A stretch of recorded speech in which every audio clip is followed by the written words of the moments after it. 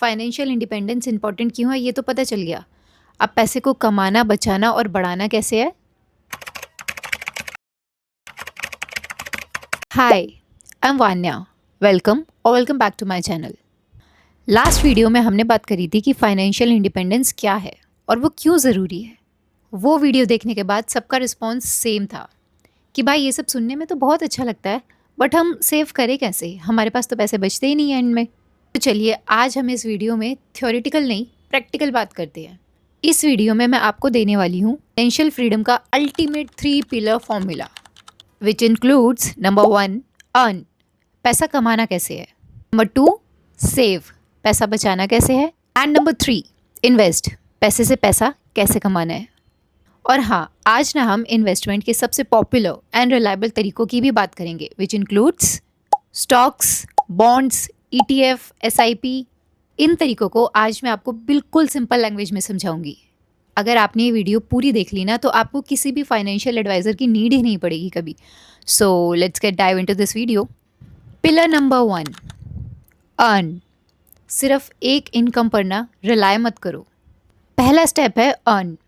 लोग ना अक्सर ये सोचते हैं कि 9 to 5 की जॉब लग गई ना अब तो लाइफ सेट है, पर वॉरेन बफेट ने ना एक बात कही है कि अगर आपकी इनकम का सिर्फ एक ही सोर्स है ना तो आप तबाही से सिर्फ एक कदम दूर है।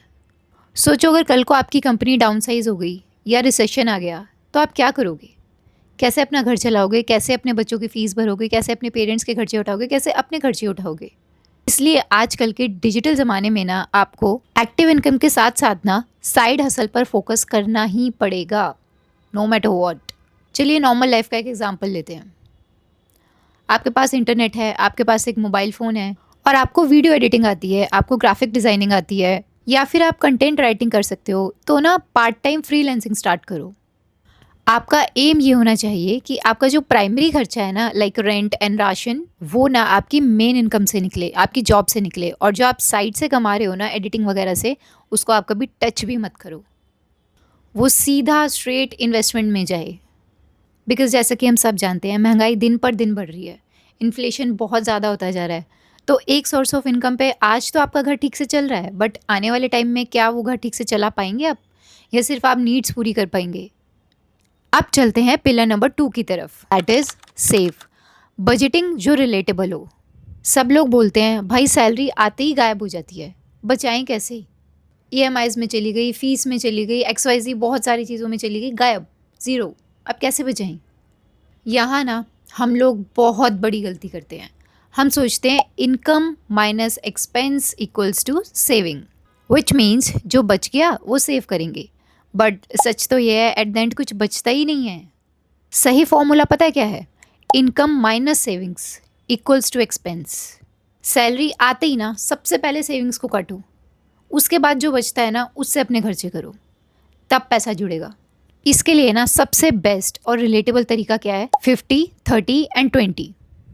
अब 50, 30 और 20 को थोड़ा सा एलाबोरेट करके आपको बताती हूँ कि ये एक्चुअल में है क्या। पहले बात करते हैं नंबर 1 50, दैट मीन्स नीड्स। आपकी सैलरी का ना आधा हिस्सा जाना चाहिए ज़रूरी चीज़ों में, घर का रेंट, बिल, राशन और बच्चों की स्कूल फीस।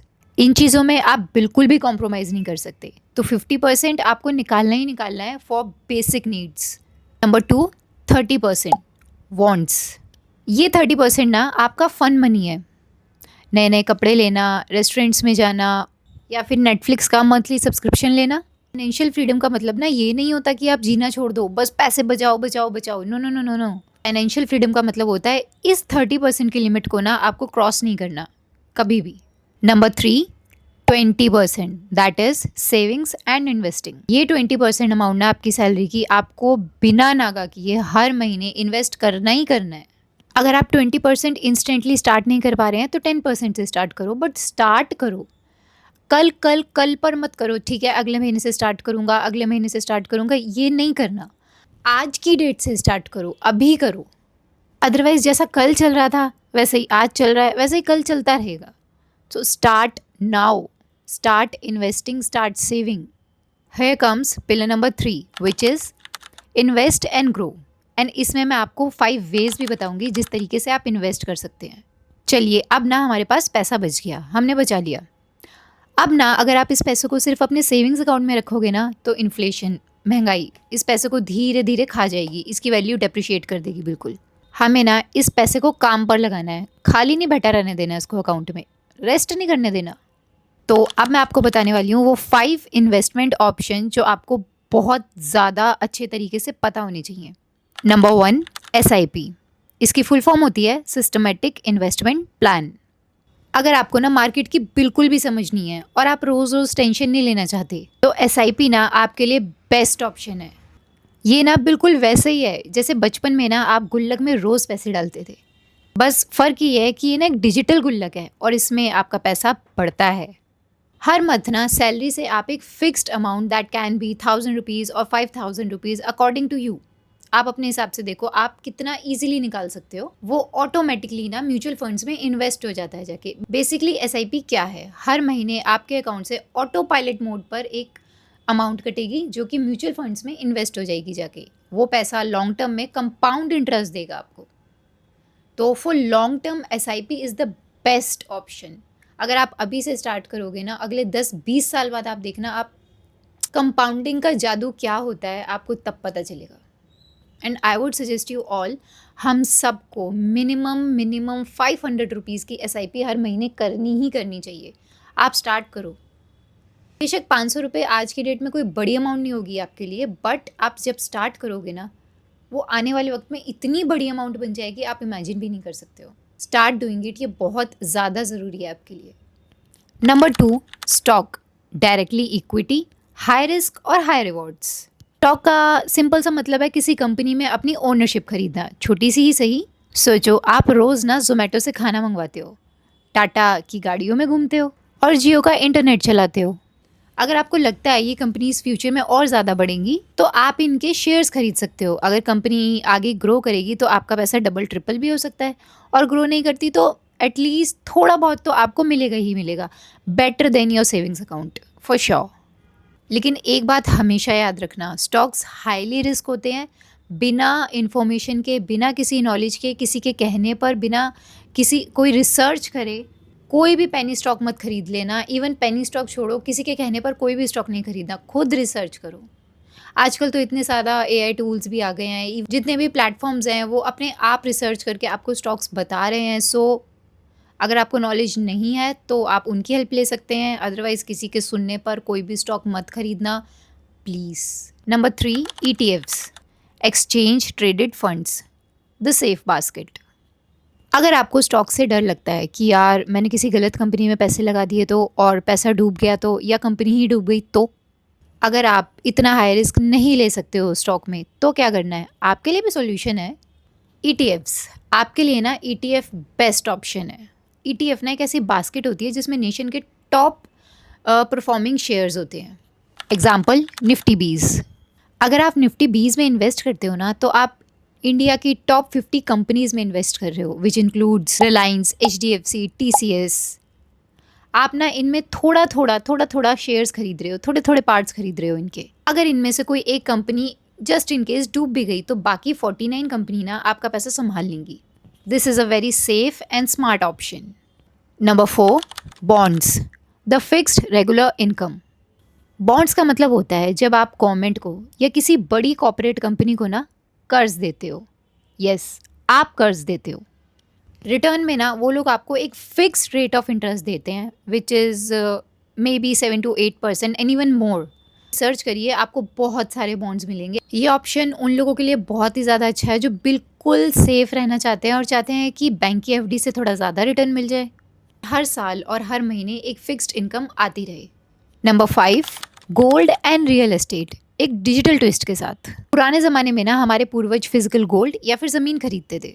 आज के टाइम में भी वो चीज़ कर सकते हो, बट आज के टाइम में आप डिजिटली भी गोल्ड खरीद सकते हो, जैसे कि SGB, सोवरेन गोल्ड बॉन्ड्स।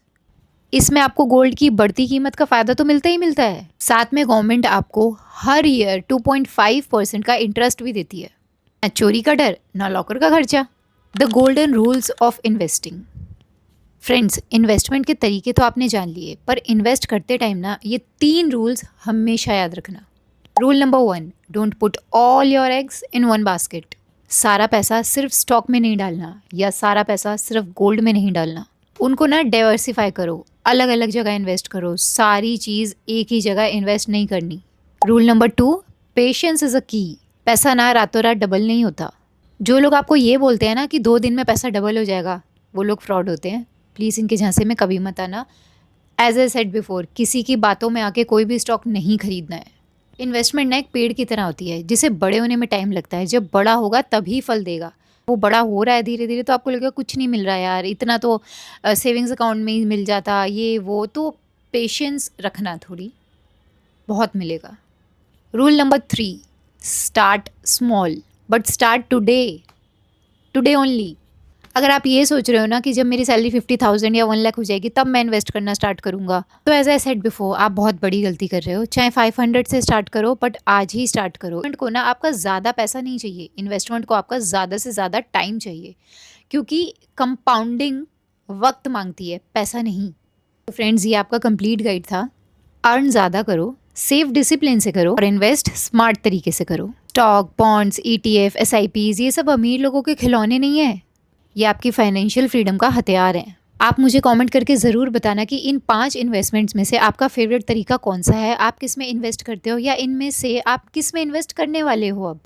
अगर आपको ये वीडियो पसंद आई हो तो प्लीज़ मेरे चैनल को लाइक करना एंड सब्सक्राइब करना, मुझे बहुत अच्छा लगेगा। कोई ऐसा तरीका है जो मैंने इन्वेस्टमेंट के बारे में नहीं बताया तो मुझे कमेंट्स में ज़रूर बताना, मैं ज़रूर जानना चाहूँगी उस इन्वेस्टमेंट के बारे में। एंड ये वीडियो अपने उन फ्रेंड्स के साथ शेयर ज़रूर करना जिनको आप चाहते हो कि वो अपनी लाइफ में ग्रो करें आगे। एंड मिलते हैं नेक्स्ट वीडियो में, तब तक के लिए बाय बाय।